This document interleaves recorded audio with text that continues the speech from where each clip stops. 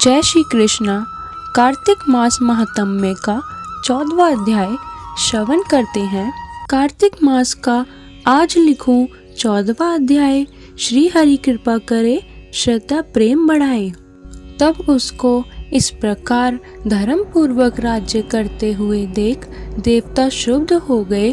उन्होंने देवाधिदेव शंकर का मन में स्मरण करना आरंभ किया।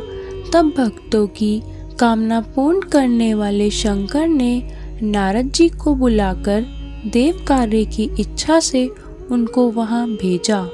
शंभुभक्त नारद शिव की आज्ञा से देवपुरी में गए।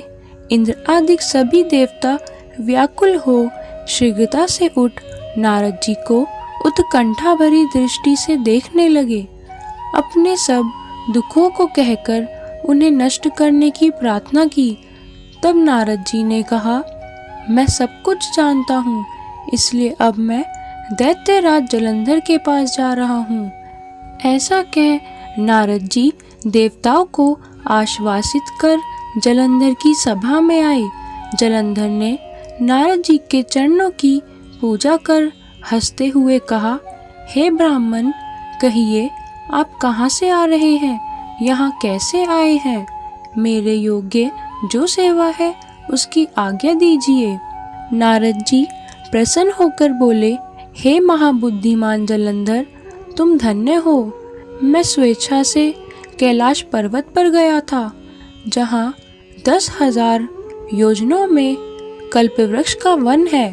वहाँ मैंने सैकड़ों कामधेनुओं को विचरते हुए देखा था, तथा यह भी देखा कि वह चिंतामणि से प्रकाशित परम दिव्य, अद्भुत और सब कुछ सुवर्णमय है। मैंने वहाँ पार्वती के साथ स्थित शंकर जी को भी देखा, जो सर्व सुंदर गौरवर्ण, त्रिनेत्र और मस्तक पर चंद्रमा धारण किए हुए हैं। उन्हें देखकर मुझे बड़ा आश्चर्य हुआ कि इनके समान समृद्धिशाली त्रिलोकी में कोई है या नहीं।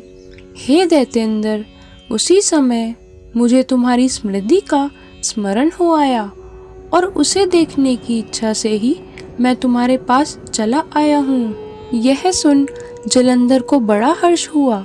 उसने नारद जी को अपनी सब स्मृति दिखला दी। उसे देख नारद ने जलंधर की बड़ी प्रशंसा की और कहा कि निश्चय ही तुम त्रिलोकपति होने के योग्य थे। ब्रह्मा जी का हंस युक्त विमान तुम ले आए हो और द्युलोक, पाताल और पृथ्वी पर जितने भी रत्न आदि हैं, सब तुम्हारे ही तो हैं। ऐरावत, उच्छेश्वा घोड़ा, कल्पवृक्ष और कुबेर की नीति भी तुम्हारे पास है। मणियों और रत्नों के ढेर भी तुम्हारे पास लगे हुए हैं। इससे मैं बड़ा प्रसन्न हूँ, परंतु तुम्हारे पास कोई स्त्री रत्न नहीं है। उसके बिना तुम्हारा यह सब फीका है। तुम किसी स्त्री रत्न को ग्रहण करो। नारद जी के ऐसे वचन सुनकर दैत्यराज काम से व्याकुल हो गया। उसने नारद जी को प्रणाम कर पूछा कि ऐसी स्त्री कहाँ मिलेगी जो सब रत्नों में श्रेष्ठ हो।